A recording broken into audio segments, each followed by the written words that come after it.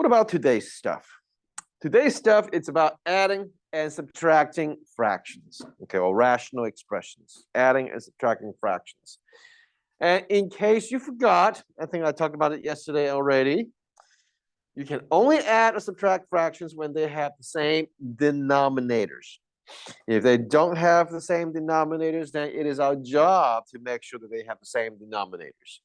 Like for example, if you have 1/2 plus 1/3, it is our responsibility to make sure that the denominators would become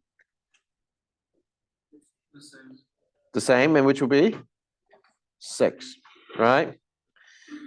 Now, I hope you still remember how to execute this common denominator process. What do you do to the first fraction in order to get 3/6? You multiply by 3/3 because you want 6. And yet, there's one single rule in math you have to, there's one very important math rule that you have to obey, and that is you cannot change the value. You can change the look, but you cannot change the value. And that's why we multiply by 3/3, because 3/3 is 1.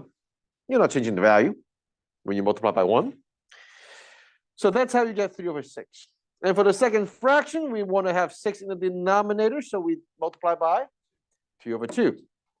Not just 2 in the denominator, but 2/2, because we have to multiply by 1. Now that's the idea we learned back in middle school. Now, how is that going to happen in high school? Well, first we inspect to see if there's any kind of different denominator situation. If there's none, then we can go ahead and do our subtraction if they have like terms. But first, we should address the restrictions part. What are the restrictions in this case? We have x and y, so x cannot be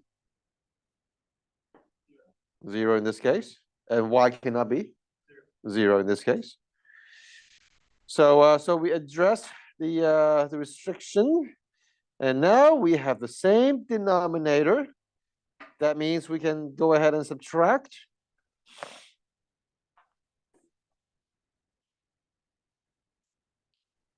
Okay.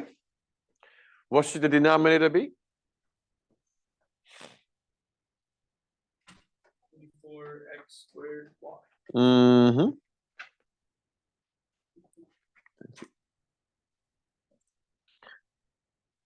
All right. So are we done? Almost. We're almost done. Now, this is the moment where you've got to be extremely sensitive to any chance of factoring. So you look at the numerator, the 6 and the 9, they're like, yeah, I think they can be factored because they are both multiples of 3, and they both have x's right there. So I think this is going to happen. All right, so you have a 2x minus 3 inside the parentheses. So you have 3x. And again, the way you double check yourself to see if you factored correctly is to multiply whatever you factored back into the parentheses to see if you have the same exact thing right here. Okay. And if you do, then we just go ahead and cancel out whatever that we can cancel. What can be canceled or reduced here? The x, yes. One of the x could be gone in the denominator.